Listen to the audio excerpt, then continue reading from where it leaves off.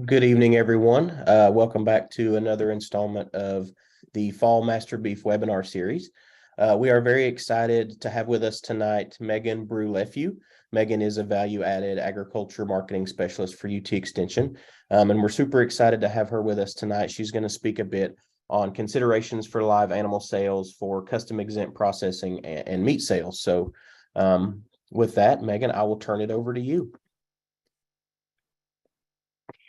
Thank you so much. I will try to get my screen shared here.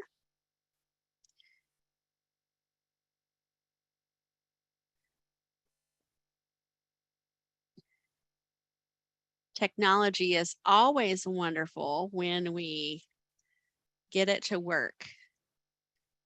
How is that? Are you seeing the right thing? Yes, that looks good to me. Great. Would you prefer me to share my video? I did not ask that question, or not for bandwidth. It is totally up to you. All right. Well, we'll give it a shot and see if that will work. Not that we absolutely need to. So if folks start having issues with bandwidth, I can turn that video off at any time, and hopefully that will help with that. I'm really excited to be with you all here tonight. I grew up on a cow-calf operation in northeastern Colorado. My family still has that operation. And so I am always excited to get to spend some time with beef producers across the state, even if it is virtually tonight. So appreciate the opportunity to be here. So we're going to talk about tonight some considerations for direct marketing, either live animals that have been finished to consumers for custom exempt processing so they can fill their freezers, or meat cuts themselves.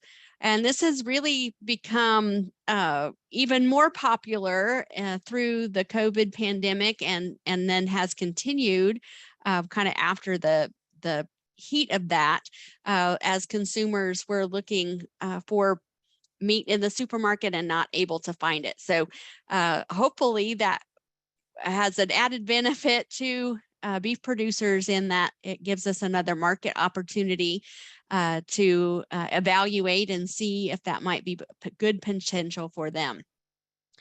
So I'm going to give you just a little bit of an introduction to value-added agriculture and direct marketing, and then we'll dive into the regulations and suggested practices that we have discovered and researched a little bit related to live animal sales, retailing meat cuts to consumers, about the regulations for special label claims. For example, if you wanted to put grass-fed or grain-fed on your labels, non-retail meat sales, if you were interested in selling to grocery stores or restaurants or institutions, and then a little bit about a retail meat store. So that's all kind of the regulations part of it. And then we'll just briefly touch on a couple of topics that I have been getting more questions about lately, and that's promoting your product and then pricing your product.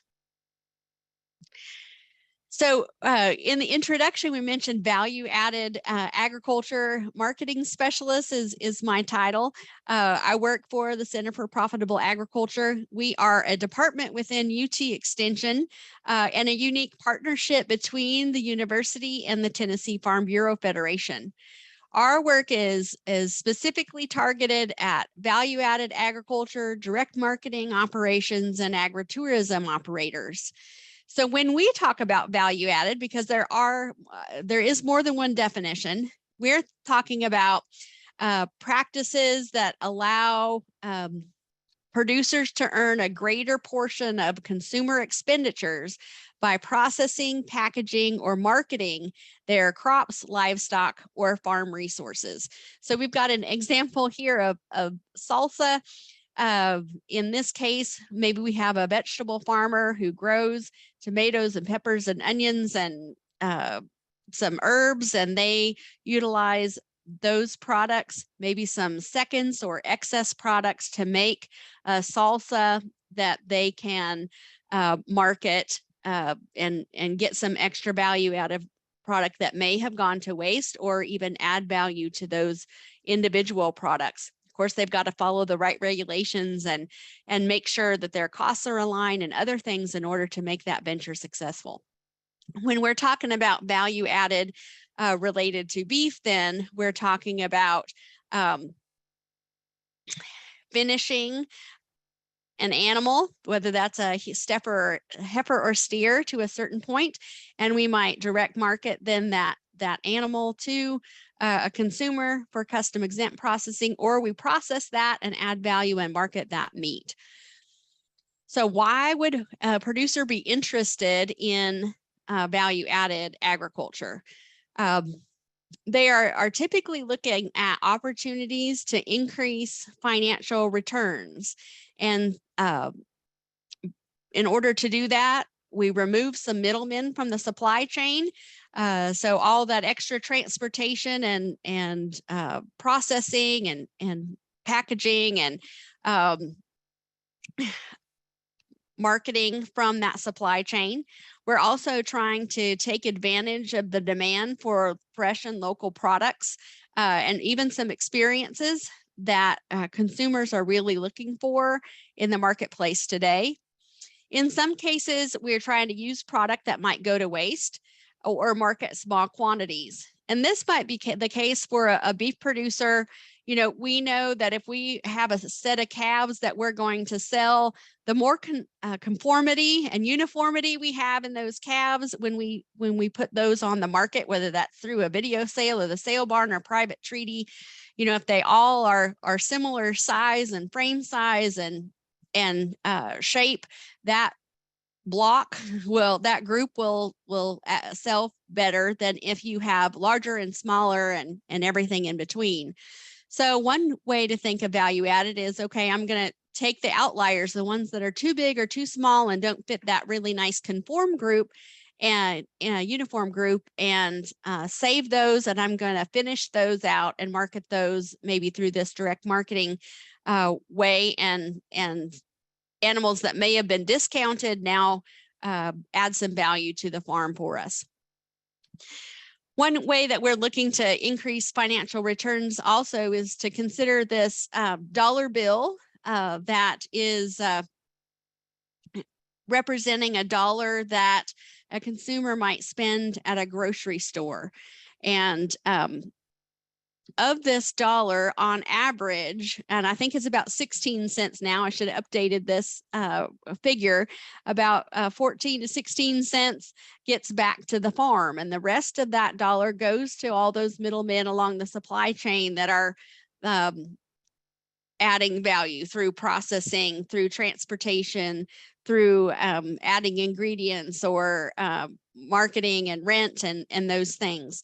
And so by direct marketing that product, we as producers could generate and receive that entire dollar from consumers. Now we do have to remember that there's some added work, there's some added expense and some added risk through this process as well. But hopefully we're able to generate more profit out of that direct marketing than we are out of the regular marketing through commodity channels.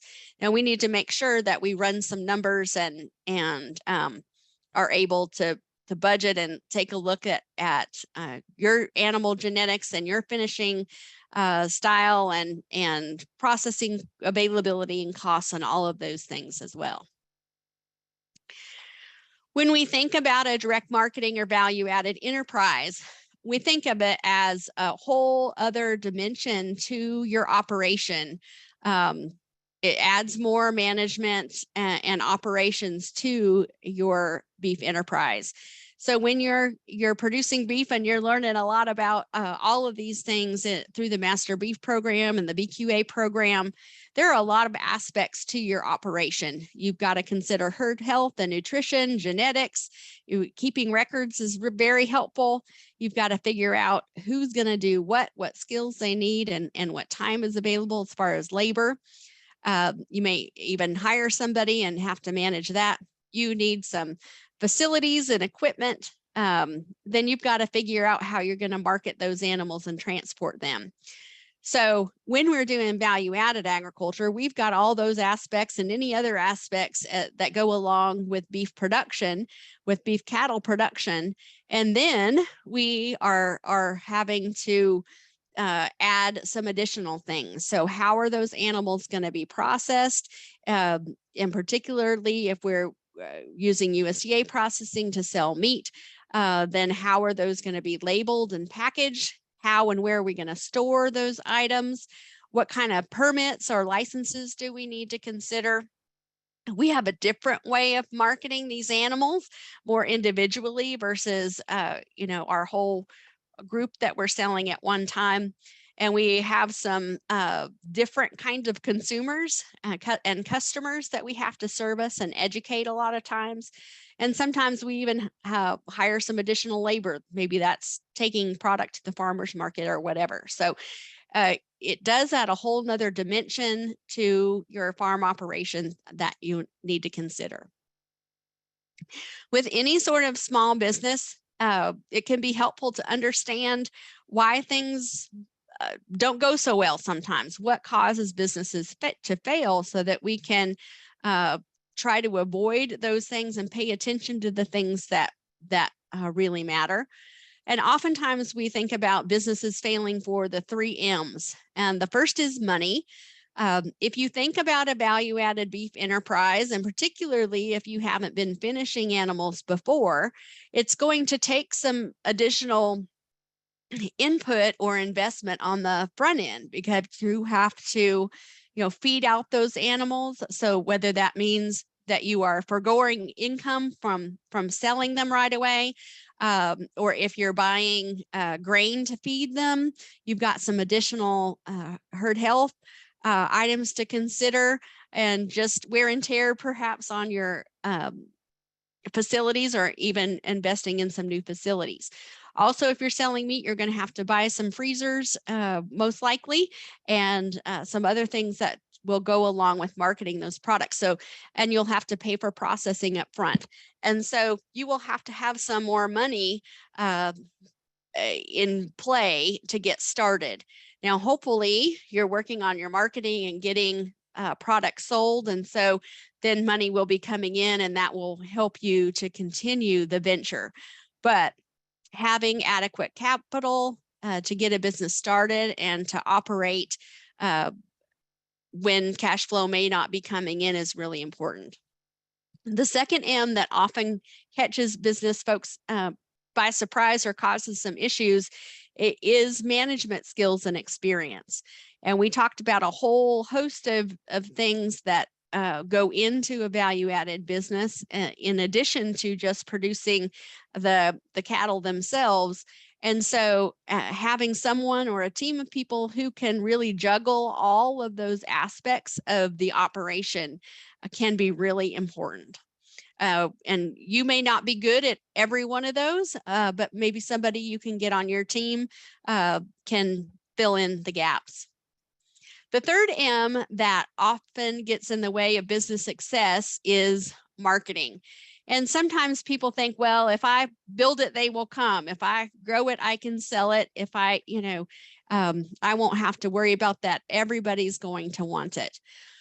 But marketing is really key. Not everybody is going to be able to pay $2,400, $2,500 for a fed animal and pay for processing. And so, for example, if you're selling whole, if you are selling an entire animal to one person, as sell it for custom-exempt processing. So knowing who your customer might be and what's important to them, and how you can access them, and what information they need in order to make that purchasing decision, and where to get that information can be really important. When we are thinking about business, we also often, most of the time, have a goal of profitability. And in that case, of course, our profit is dependent on our income being greater than our expenses. And in order to do that, we have to think about several components of the business. So first we've got to manage costs. If our costs are too high, and a lot higher than they need to be, or even just too high, it's going to be really hard to generate enough income to cover those costs. It's kind of like a diet. If I eat too many calories, it's going to be virtually impossible for me to burn them off in exercise in order to not gain weight, right? So if our costs are too high, it's going to be really hard to generate a profit. We've also, in a value-added enterprise, got to manage our production quality and efficiency, especially as more producers get into this type of enterprise. There's more competition, and competition is good, and there's a lot of market out there. But if I go to the farmer's market and buy some beef, and maybe I buy some steaks and put them on the grill and they are excellent, I am probably going to go back to that same producer and buy some more steaks and other meat. But if I go back to that producer and buy the same steaks, and I take them home and they aren't very good or not near as good, I'm probably going to go somewhere else and try those steaks. And so we have to have a quality product for consumers. That's what they're looking for in local product. And we have to make sure that product is of high quality consistently, or they're going to go somewhere else. Another aspect of the business that we have to pay attention to is pricing for profit. And we'll talk a little bit about how we might go about that. But we have to understand what our costs are so that we can set the price above that, right? So if we just set a price by going to the supermarket and looking what the price is there and doing about the same, or figuring out what somebody else is charging and just going to put our price there, we need to do a little more work, because your costs may be higher than theirs for one reason or another, or your goals may be different. And so pricing strategically is really important. When you get started, your sales are going to be zero. So your income on this enterprise, your revenue is going to be zero. So we've got to ramp up marketing and generate some income before you can cover those expenses. And one of the ways to do that most efficiently and effectively is to build repeat customers. So providing the quality product certainly does that. Providing excellent customer service does that. Being able to communicate with those customers and stay connected with them is really important. It costs about 3 to 5 times more to get a new customer or earn a new customer than it does to keep an existing customer. So really working on that aspect. And the other part is to manage risk. There's lots of different types of risk, but there are things that we want to try to do. In your beef enterprise, you want to make sure you have product liability insurance and you're covering your risk that way. We'll talk about some other things, especially as we go along here, where you can manage your risk. One is to follow the regulations so you don't get in hot water with those regulators and have some issues with being able to sell your product. So all of those things come into play when we're working toward becoming and staying a profitable value-added enterprise. So I'm going to just check. I don't see any questions in the chat box at the moment. Please feel free to enter those at any time. And typically this next section about regulations and suggested practices is where we get into some of those. So I will try to watch that as we go along. So I'm going to talk about the regulations and suggested practices by various types of market channels and the type of product. So first, we're going to talk about marketing live animals that have been finished, and you're going to sell the live animal to a customer for custom-exempt processing.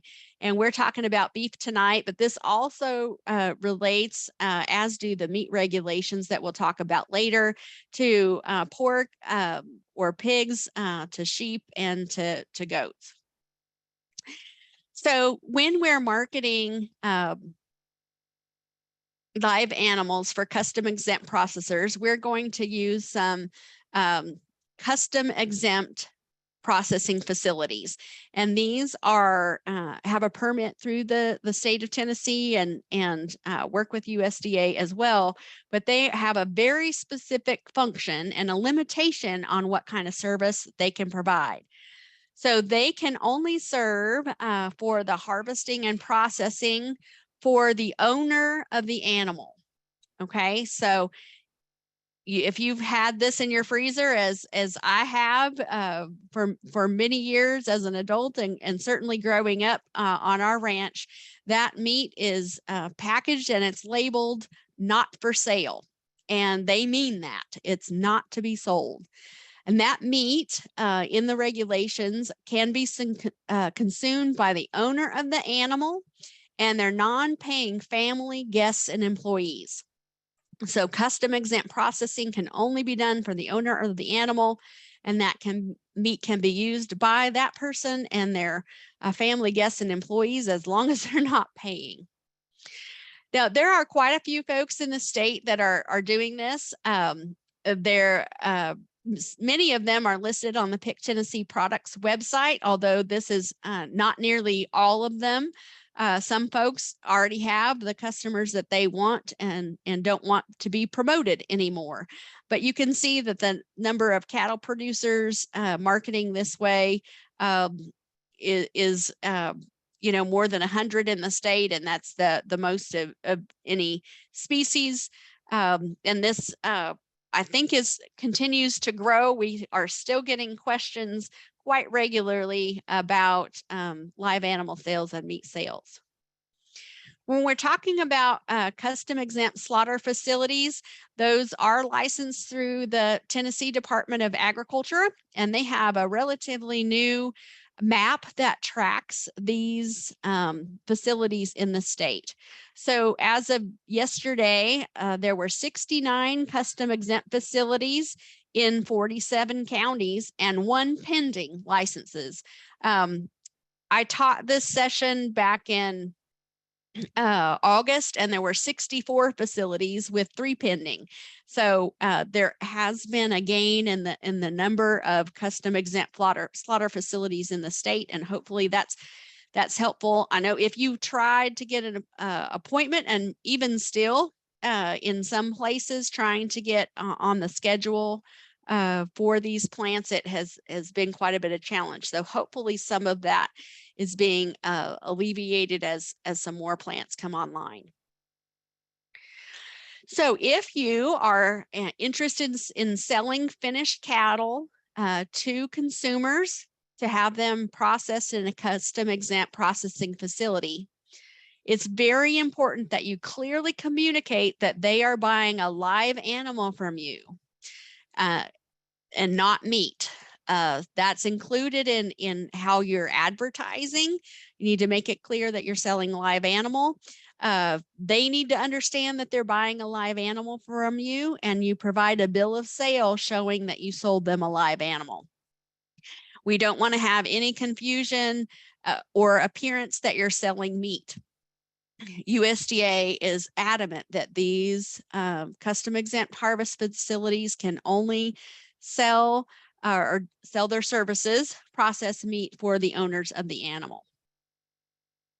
And we have had producers where USDA shows up and they confiscate meat and do some other things. So that's a really bad day. So we want to make sure that we're doing what we need to do here and not selling that meat, but also communicating clearly that we are selling that live animal. So some suggestion practices on how we can promote these things and clearly document is to use live animal terms. And I slipped up earlier, you may have caught me.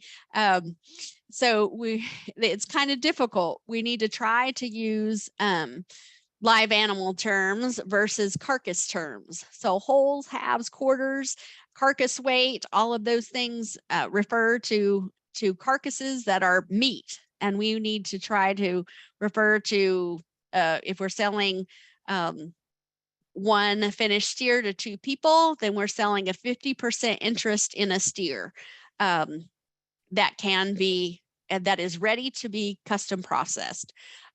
So we need to try to change our vocabulary a little bit. One thing that we also suggest is to base the price on the live animal on a per head basis or on a live weight basis. And we understand that there are some challenges in getting a good live weight unless the custom exempt processor you have can do that weight for you, or you have some certified scales on the farm. If you have some other scales on the farm, but they aren't certified, those can be used to give you some idea of what the weight of the animal is, and then perhaps you can negotiate on a per head basis for selling that animal. If you're basing the price on the carcass weight, that gets a little complicated because you can't finish the transaction until after that animal becomes meat. And so it's cleaner to have that animal sold, the check cut and everything before that animal goes to the processor.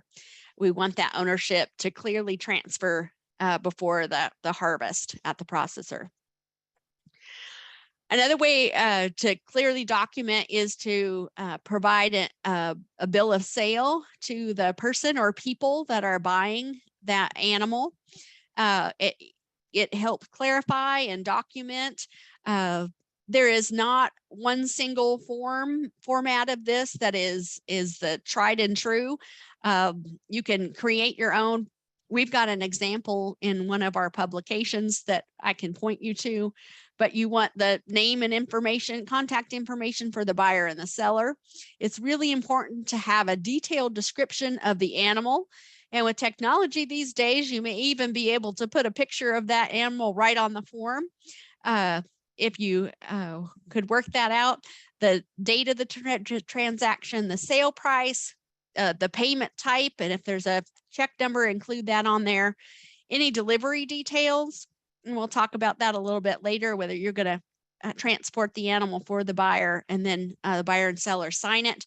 The buyer gets the original, and producer should retain a copy of that in their records in case there was a question.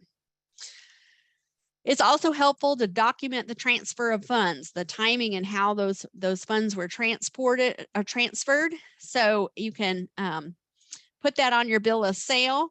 If somebody pays by check, and that certainly gives a pretty good paper trail, make sure the information on the check matches the information on the bill of sale. You might ask them in the memo line to write steer number 342. That's another documentation and another clue to them they are buying a live animal if they were to be asked. This is one of our suggested practices that sometimes gets a little pushback because people are trying to be good, provide good customer service and make it as easy as possible for their buyers. But it's really important, excuse me. It's really important that the producer stay out of the middle of the payment for the processing. So the person who, or people who have bought this animal and are having it processed, need to pay the processor directly. So you should not accept payment for that processing. Sometimes people would have that all in one check that the buyer would pay for the animal and the processor. And we don't want that. We want to pay the processor directly and to make sure that they can communicate clearly what they want and how the animal will be delivered and how the meat will be picked up and by whom with that processor. It's okay and is often helpful for the producer to help the buyer and processor communicate. The producer often has appointments scheduled at the processor that they can offer those buyers for, or provide a list of possible processors for. You might have a cut sheet and be able to help people walk through that, what these terms mean, maybe how you have yours cut, and or ask them some questions to figure out what might work best for them as an educational tool. That would be that is fine as well. Another thing to discuss before the transaction is finalized and you're developing that bill of sale is transportation of that animal to the processor. And that is fine as far as we can tell, that it's okay for the producer to transport that animal to the processor. You would want to document that as a service, as part of that transaction, you're going to deliver that animal to the processor on a certain date. This is key, however. When that animal gets to the processor, it needs to be recorded in the processor's paperwork in the name of the new owner or the new owners. So that, because that's who can utilize that meat then later. So those owners then should make arrangements to pick up that meat, or to have it delivered to them either through the processor, or they could let them know that you're going to pick up the meat for them, and as a service you're going to deliver that to them, and make sure that that is written on the bill of sale as well, that you're doing that. So the new buyer of the animal owns the meat from the animal and then can use that for them, their family, and their non-paying guests and employees. Oftentimes, when we're selling live animals, and especially cattle, we might sell to more than one buyer. So you could sell 2 50% interests in a finished animal, or 4 25% interests, or 150 and 2 25% interests. Those are pretty common. We want to make sure that advertisements are clear about what's available, and again, using those live animal terms. And the bill of sales should be clear, and each buyer should get a bill of sale of their own with their interest of the animal. Each buyer should pay for their interest of the animal and for their processing directly to the processor. When an animal is delivered to that processor, then we need to make sure that each of those names, whether that's 1, 2, or 4, or 3 or 4, are listed in the processor records. And we want to make sure that that ownership transfer happens before that animal is harvested. So here's a question I will pose. If I have an animal that is finished, I've got this really nice steer that's finished, and I have a processor appointment, and I have 3 buyers of 25% shares. So in total, I have sold 75% of this animal, but for some reason, I just can't find a buyer for that other 25%. But my processing appointment is tomorrow. And I don't find somebody else for that at that time. So when I go to deliver that animal to the processor, what do I do? What happens? Well, we would talk about this if we were face to face, but when on that processor paperwork, then that animal goes in 4 names: the 3 people who have bought their 25% of that animal, and my name. And I pay for 25% of that processing, and I get 25% of that meat to use for my family and non-paying guests and employees. So if I don't have it sold and I can't transfer ownership before that animal goes to the processor, then that becomes my meat. This is a question we often get more for perhaps the small ruminants, but I will address it here anyway. Can the farmer legally harvest the animal for the buyer? So somebody comes to the farm and says, I want to buy that animal, and I want you to harvest that animal for me, and process it or not, or just kill it there. you cannot by law do that without meeting the regulations required for a custom-exempt slaughter facility. And so you can call the Tennessee Department of Agriculture, Consumer and Industry Services, and they'll tell you how you can do that. But you will need a facility that's inspected and permitted to do that. The other question we get, and I don't think I put the slide in here, is related to, okay, I want to buy this animal from you as the producer, and then I would like to harvest that animal on your property. And there isn't anything in the that we can find that really prohibits that. Now, there are some things considered through the Department of Environment and Conservation related to disposal of offal and wastewater that may need to be considered. I will say some producers do this and it works well for them. Other producers have decided that they would never do that, and others have done it and said, I wish I would have never started, because it's hard to stop once you start, and it just wasn't work well for them. So we want you to think about this question before you're asked it, and think about some of maybe the risk management that might go along with that. You know, what if somebody would like to do that, but they aren't skilled at making a clean cut or shot or whatever they're going to do. And so we have some animal welfare issues. Are there any issues where somebody might have a knife and they trip and fall on your farm and cut themselves, or food safety issues that might come back? So be prepared, especially if you have small ruminants, for that question. So on this piece, I want to make sure that we understand that custom-exempt processing can only be done for the owner of the animal. The meat from that custom-exempt processing cannot be sold. And that is really key, that you clearly communicate and document the sale of that live animal, and to do that before that animal is processed.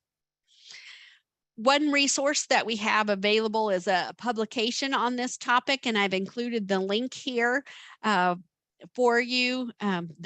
You may not have access to these slides, but I'll give you my contact information at the end, or you can check on the Center for Profitable Agriculture website and check that out. There it has maybe a little bit more than what I've talked about here today. So I do see a couple of questions here. Let me try to address those. I noted the increase in custom processors. Do you have market data on the consumers using that route? I do not have market data on the consumers using that route. That's a little harder to come by, but something that we may need to look into that. The other question is, sounds like live weight is preferred over hanging weight for determining sale cost to customers. It is difficult to get a live weight due to transport trusts, etc. Any recommendations on how to get the most fair live weight? You know, there are several ways that people do this. Some people have scales at their operation. Those can be costly. But that is something to consider, is having a set of scales or access to a set of scales. Live weight is, you know, it is hard. They can take a big drink of water and then that's not so good for the consumer. Some of processors have the live weight scales as well. You know, other folks, they just set a price, and this is the price for my animal, and this is what I need, you know, in order to make a profit and reach my goals. So from this standpoint of making sure that sale, that transaction is taken place before the animal is harvested, either basing on a live weight or just a per head basis, is really best. But we do recognize that there's some challenges with getting an accurate live weight.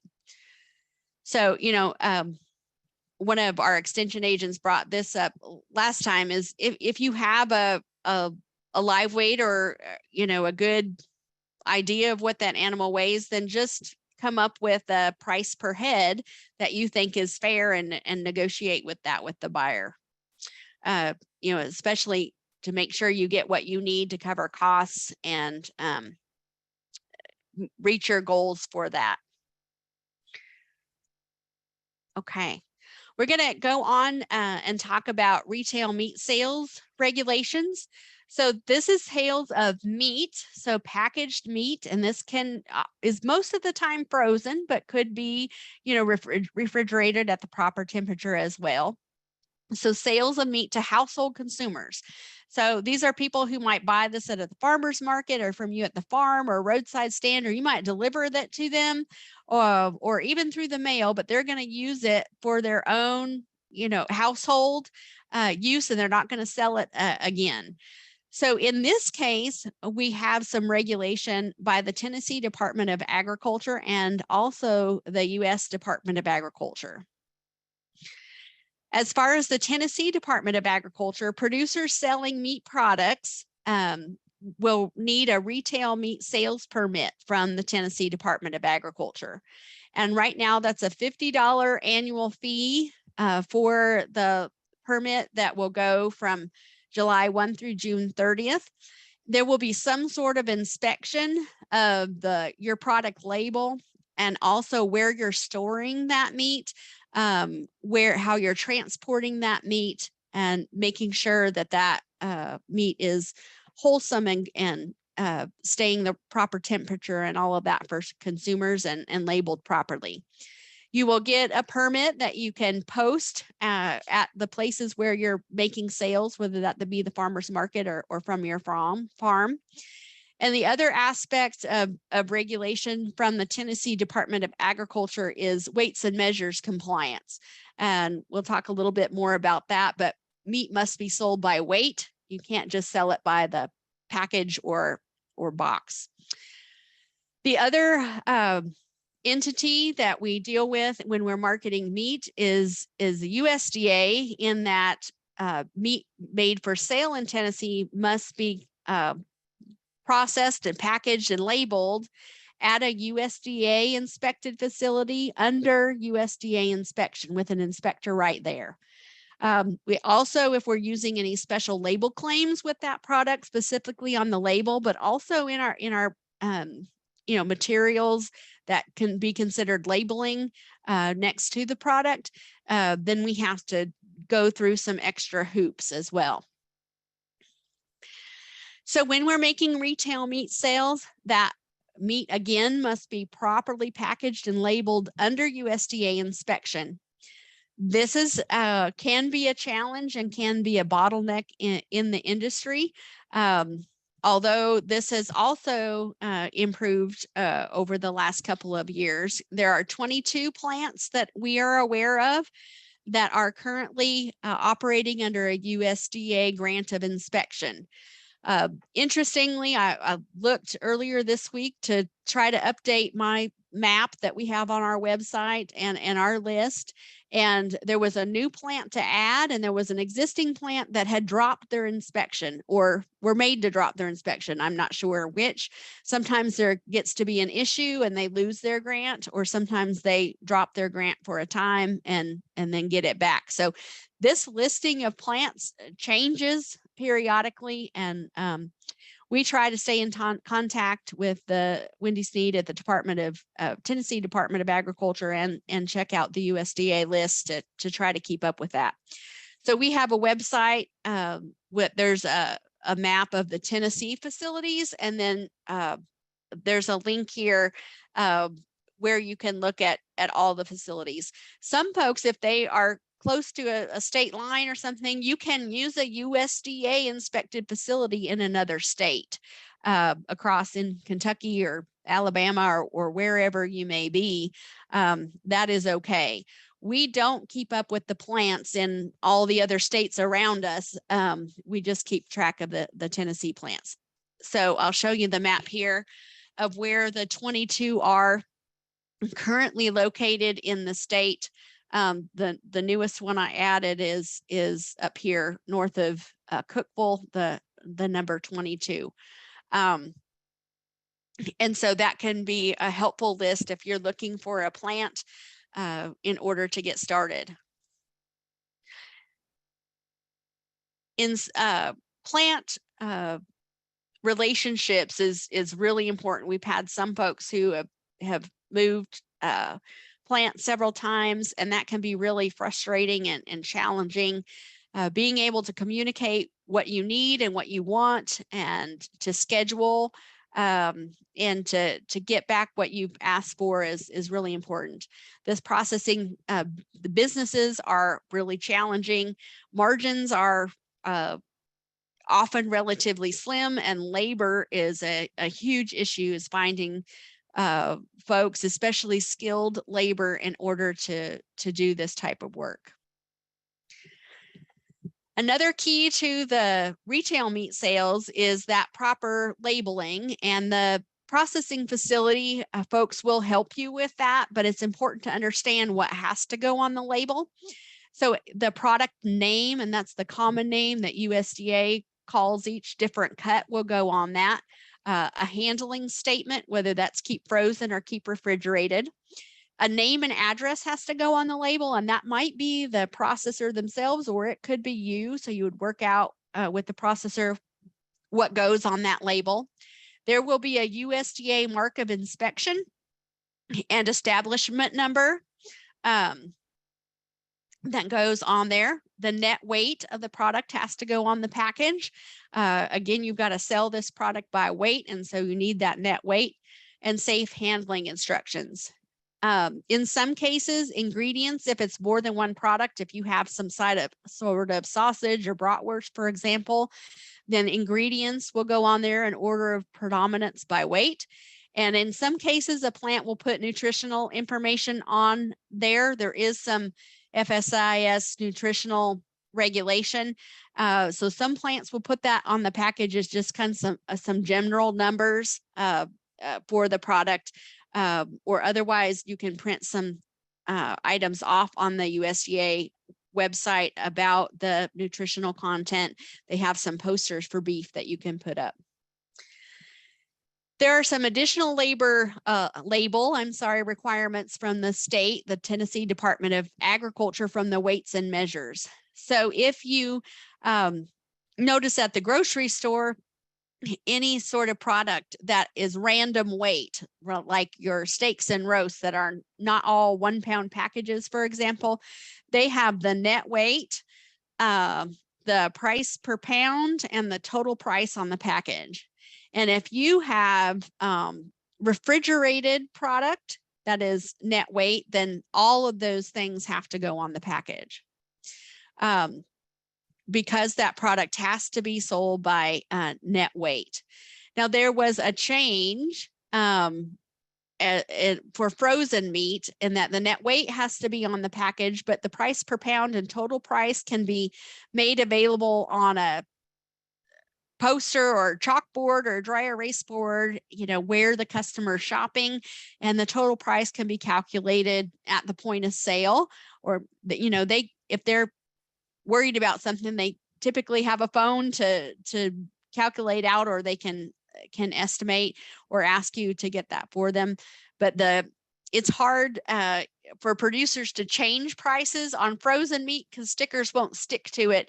And so the Department of Agriculture made that allowance. So as long as that information is easily available and easily read by consumers, then the price per pound and total price does not have to appear on frozen product. There are some optional label components, and one of them is really recommended, highly recommended, is a code date or lot number. So all the packages of meat from a certain animal or a certain day of processing would have a certain date or lot number on the package.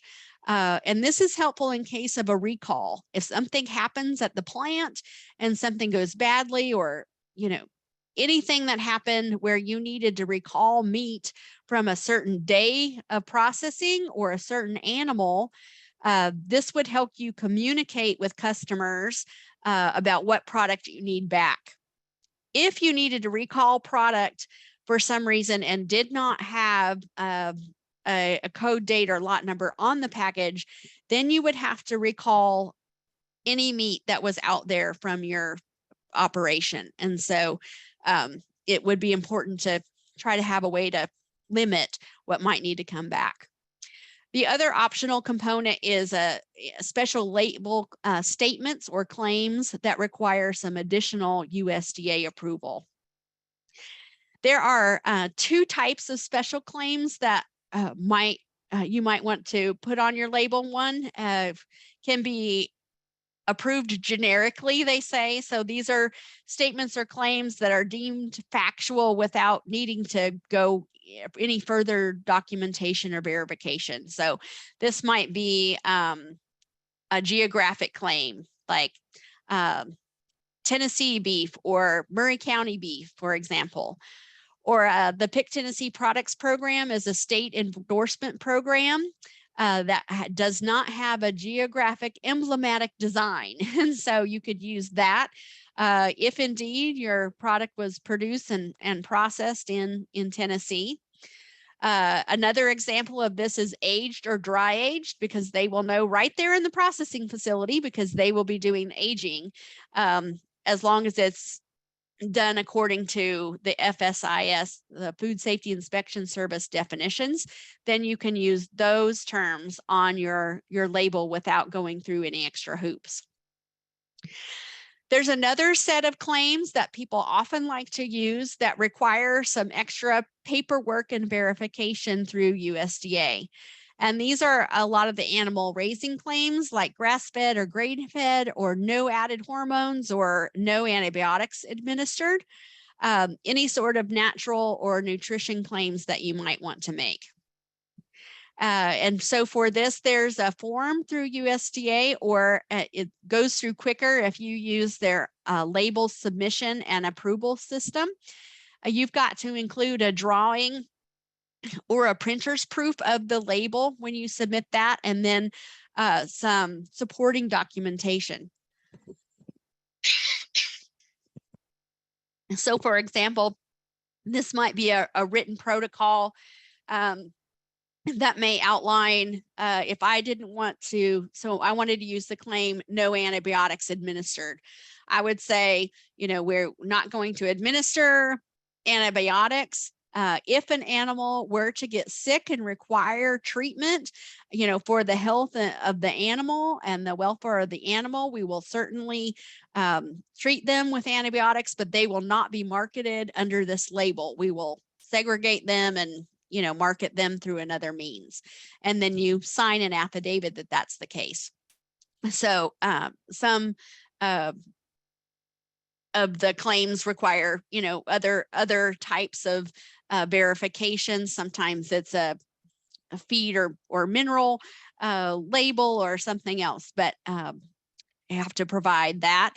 And then you submit that, and USDA will let you know whether that label's those terms have been approved for use on your label, or if they want you to make some sort of correction. Now, some folks said, well, I'm gonna just add that to the name of my farm. So maybe Megan's grass-fed beef, for example, and then it's just the name of my farm, and that goes on the label. Well, USDA is pretty quickly caught on to that. And even if that term is as part of your farm name, you've still got to go through this process, because that term is used on the label for consumer information. So they want to make sure that there's some consistency there, and consumers can know what to expect. So as part of this, there is a inspection by the Tennessee Department of Agriculture, and they're going to want to look at your storage facilities for the meat, whether those are refrigerators or freezers or meat cases. And these equipment, the freezers are typically what it is, have to be dedicated for meat that you have for sale. So you can't have meat or other frozen items in there that are for your own personal use. It's only items that are for sale. These freezers or equipment have to be cleanable and in good repair. in a secure location, and you want that too, because we've had some folks get some meat stolen before, and that's another bad day. Away from any sources of contamination. So you don't want a shelf above the freezer in the garage with motor oil or weed killer or anything like that. Kind of some common sense things here. We're selling food, and you have to make those accessible for inspection, make those freezers in that space accessible to the inspectors from TDA. The storage practices have to prevent cross-contamination. So if you're also selling chicken in addition to your beef, then if you're using just a stand-up freezer, then your chicken needs to be in a different freezer from your beef. If you have a big walk-in freezer, you know, your chicken or poultry needs to be on one wall and your beef on another wall. So anything's doesn't drip or cause any issues. Thermometers are required in there so you can check and verify the temperatures. If you have a refrigerated product, that needs to be at 41 degrees Fahrenheit or below. Frozen product must be hard frozen. If you are transporting product or you're taking it to the farmer's market and it's a cooler and you're opening and shutting that cooler and some product kind of thaws out a little bit, you can't refreeze it and sell it. You can refreeze it and use it for yourself, or you can make it for dinner, but we can't refreeze that. And we also want to make sure that, and the inspector will make sure that when you're handling that meat, you bring it at home and put it away, or loading it up, that your hands and your outer clothing are clean, so we're not contaminating that product. So just some examples of here of different ways over the years we've seen some folks transport or store. You know, transporting meat from the processor home, if you don't have a long way to go, you're going to pick up that meat. If it's frozen, it's going to be hard frozen. And so if you have some good coolers, you're going to put that meat in, and you're not going to open those coolers. You're going to take it right home. It's going to stay hard frozen. If you are using coolers, we want to make sure we don't put ice in it. The inspectors don't want to see that, because that ice can melt, and then you have meat sitting in water, and that isn't a good thing for practice for packaging and for food safety. So coolers are not the best to take meat to the farmer's market, because again, you're going to open and shut that, and you're going to let all the cool air out, and it's going to be hard to keep product hard frozen. You can use kind of those gel packs or the hard blue things we see that are frozen, because they're not going to, as long as they're, you know, not leaking or something like that. Those are just two stand-up residential freezers that somebody bought and used to store meat. You can certainly do that. Some folks had a chest freezer that roll onto a trailer or into a van, and they use that to transport meat and take meat to the farmer's market. They use an inverter to run those freezers to keep them cold. And then some folks graduate up to a walk-in cooler to store meat in on the farm, depending upon, you know, how many head you plan to have processed at a time and how much meat you may be storing at one time. So there are some different opportunities for storage and transport. So that's retail meat sales. That requires harvest processing, packaging and labeling at a USDA inspected plant under USDA inspection. Some of those plants are USDA inspected and custom inspected, so you need to make sure that you specify, and you've got to have a retail meat sales permit from the Tennessee Department of Agriculture. So then there's a non-retail meat sales we will talk about next. So this is sales to other than the household consumer. So this is grocery stores or other retailers, restaurants, hotels, or institutions. They're going to resell this meat in some form. They may cook it and resell it, or they may just sell it in the same packaging or some other means. This is actually relatively easy compared to what we just talked about. You've got to register as a wholesaler with USDA. And in order to do that, you contact some folks at USDA and request an on-site consultation that you'd like to register as a wholesaler. And there are a couple of contacts in Tennessee. And then they will come out and visit and inspect for many of the same things that the TDA inspector would look for the retail meat sales permit.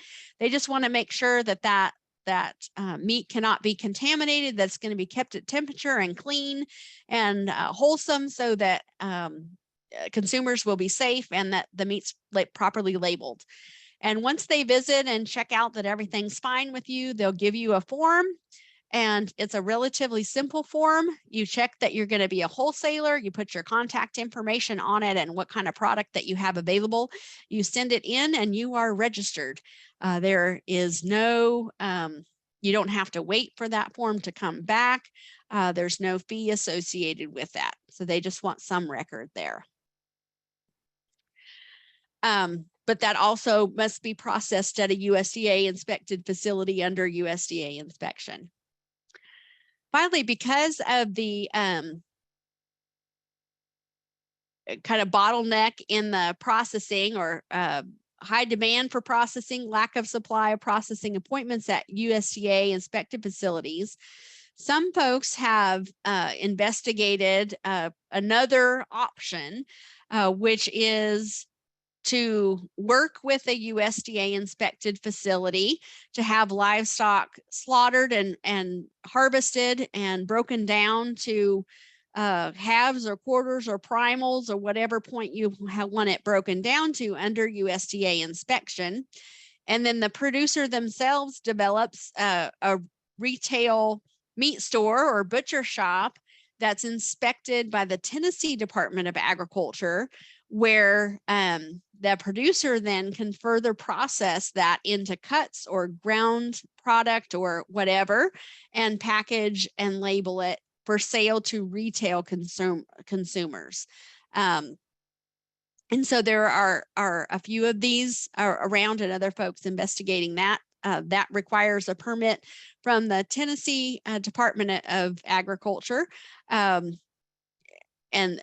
only allows sales within the state, and then some limited wholesale sales with that. So that is something to think about. This is a picture of one of the producers that we have worked with. This is their little facility where they bring product home, both beef and pork, and they cut steaks and make ground and sausage and bacon and some other products, and then retail it. So that's one way that they've been able to try to control the quality of the product, and also and try to be able to get appointments to get their animals in. So some take-home messages with that. This is retail and non-retail meat sales. Animals must be slaughtered, processed, packaged, and labeled under USDA inspection. If you're selling retail meat sales, you need a permit from the Tennessee Department of Agriculture. And if you're selling non-retail meat sales, you need to register with USDA as a wholesale meat handler. This information is in a different publication that we have available online. So if you want to learn more or have another look at this information in a different way, then you can access that on our website. And I will give you my contact information and our website URL at the end. There's one question here related to USDA facilities. So is there a complaint database for USDA facilities? So we could find good facilities based on consumer feedback. I do, I haven't tried to Google reviews for meat processing facilities. The database of facilities that USDA has does not have it. They either have the grant of inspection or they don't. And so if they're meeting the regulations by USDA, they have the grant of inspection. If not, they lose it and they won't be on that list. Now, we have a leak in our roof. So I was online Googling, or searching for reviews for some of the roofing companies that we were looking to get estimates from. So, it wouldn't hurt to look at reviews on social media or on other business sites or the Better Business Bureau. It would not hurt to talk to other producers about their experience. It wouldn't hurt to, ask for references that you can call and talk to. And check them out a little bit. Oftentimes it's a little bit of trial and error. And of course, things can change. Sometimes processors will be doing really well, and then they might have some turnover. We've also had several plants that were sold in the last few years. And so sometimes there's been some changes in performance based on, that change in ownership and how things are done, or the labor that is involved there. And so it's difficult, but I don't know of a single place that has any sort of information about that. That's a good question, though. All right, we'll dive into it. Just a couple of other topics really briefly. When we have to sell this meat or sell these animals as we are getting ready to dive into this operation. So understanding some methods to help promote the product that you have available can be really helpful. You may be aware of the Pick Tennessee Products Program, and this is a really great free resource for producers who are selling live animals. They have a place for that on their website and on their app, and also meat products where you can submit specific information about your farm and the product that you have available. You can include pictures. You can link to your social media or a website if you have one. And these folks can also help promote your farmer products through the Pick Tennessee Products social media and other kind of promotional activities. And Wendy Sneed typically does a Fill Your Grill contest where consumers can enter, and they do a lot of promotion about that. And somebody wins a certain value of meat for free. And so it's really a good program to get involved with. You can apply to be included on their listings on their website. And it's really important, if you already have a listing, that you update that to check it out and see if you need to change anything, because it really needs to be up to date for it to be effective. So that is a good one and low-hanging fruit to help get your word out about. It's really helpful to tell your story, whether that be through a website or social media. You can get out and talk to groups or in your community about what you're doing and why. Perhaps there's a way to generate some press about something new that you're doing or something exciting. Consumers who are interested in local foods and local meat are interested in more than just the product. They're interested in you as a producer, the history of the farm. They're interested in how you produce the products that you do create. They're interested in how to use things, different products. How do you use a certain cut? What are your favorite recipes? How to store it? How long can you store it? The benefits of the product, and as well as the benefits of buying products from you as a local farmer, and also causes you support. Oftentimes producers are able to tie in, to let folks know that perhaps you support the local food bank and you offer them a way to help you do that, as just an example.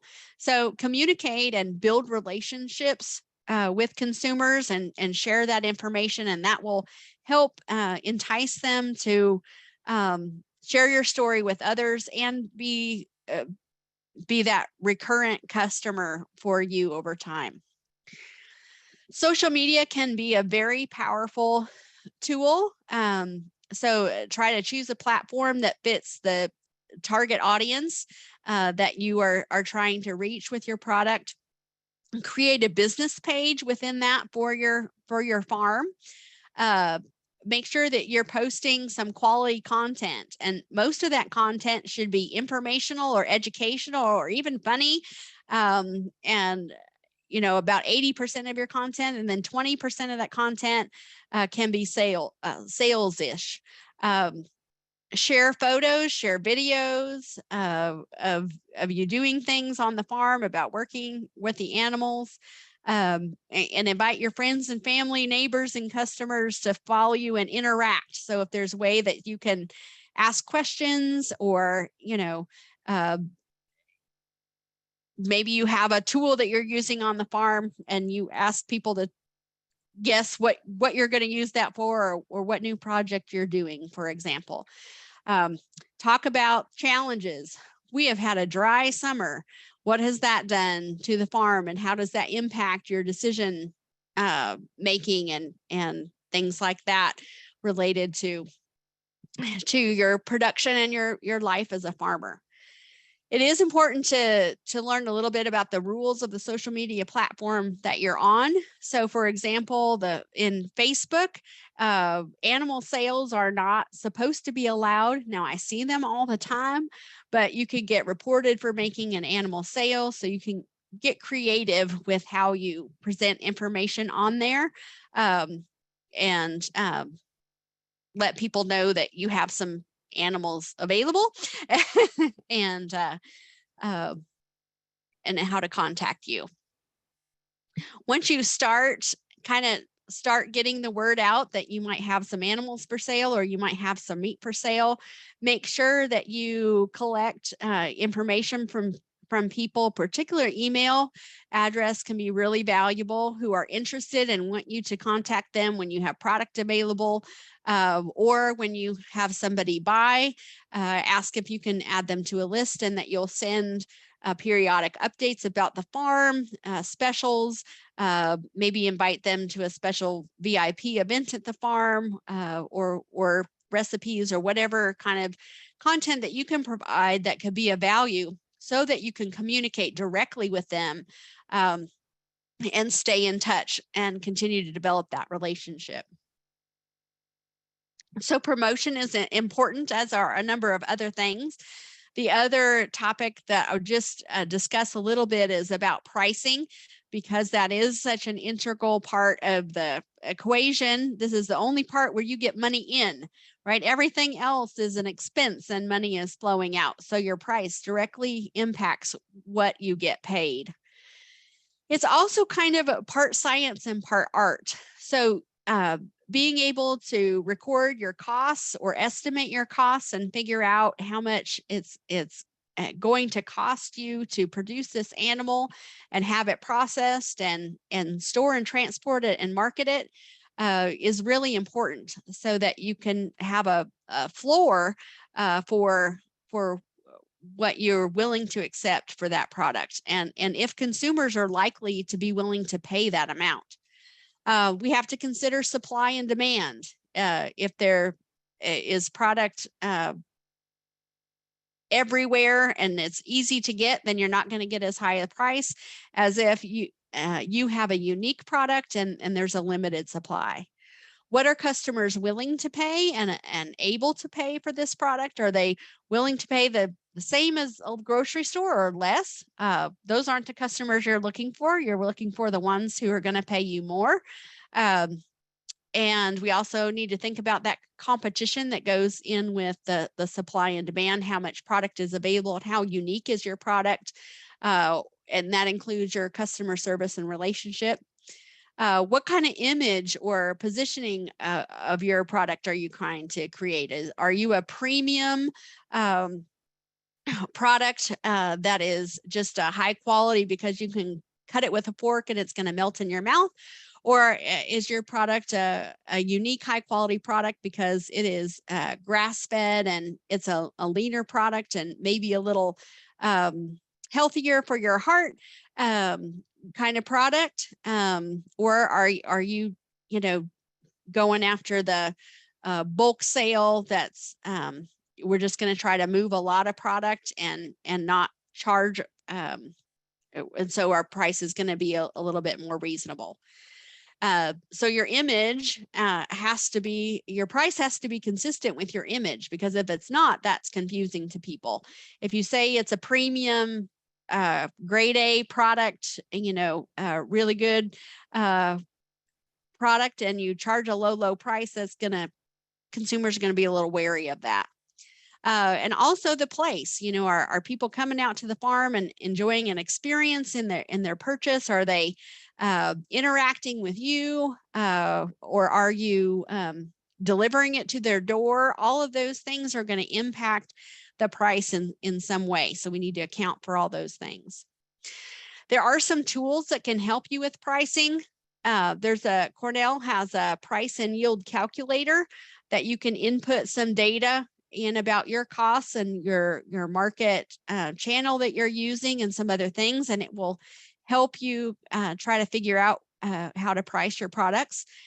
You can look at some of the pricing data that's available on the USDA website to get kind of a ballpark feel for in the neighborhood of prices for different cuts in the market, and then you can kind of gauge from there.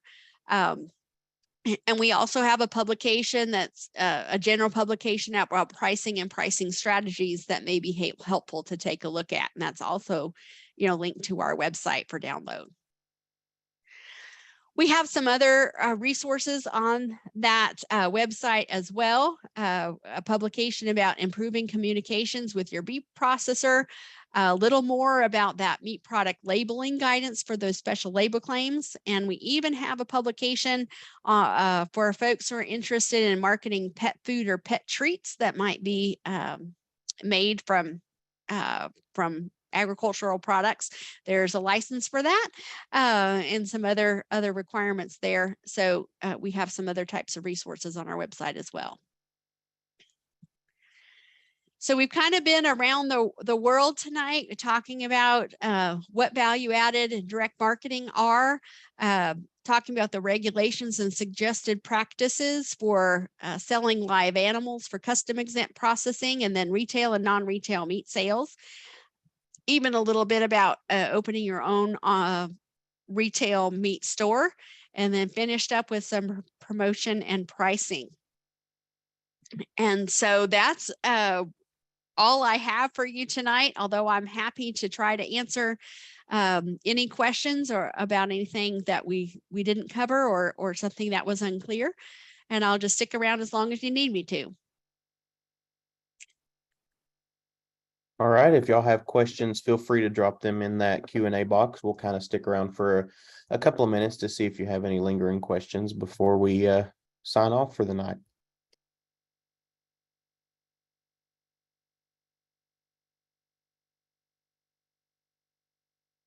Are there any marketing co-ops? So I have heard of a producer groups that's working together and working on a processing facility so that they will be able to, you know, raise their animals and use that processing facility.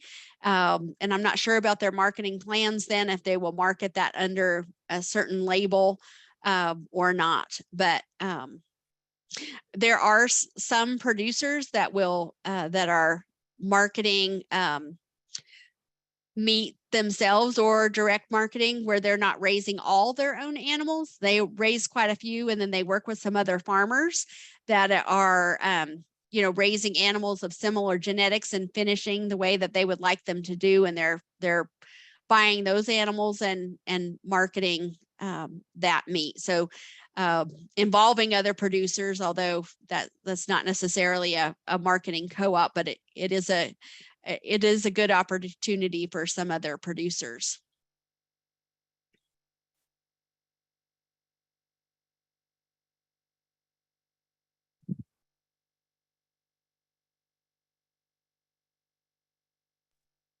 Any other last minute questions for Megan this evening?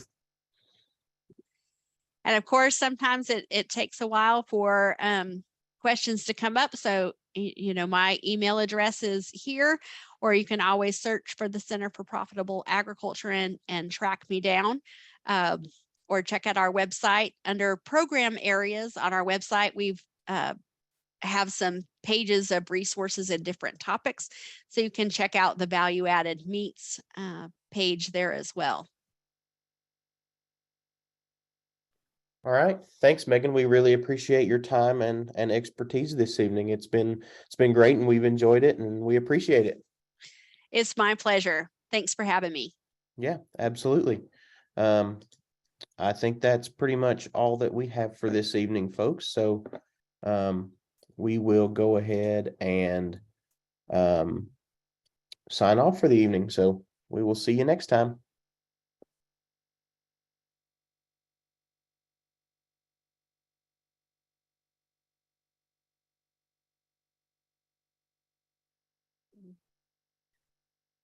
Thank you so much. Yeah, thank you. See you. Bye.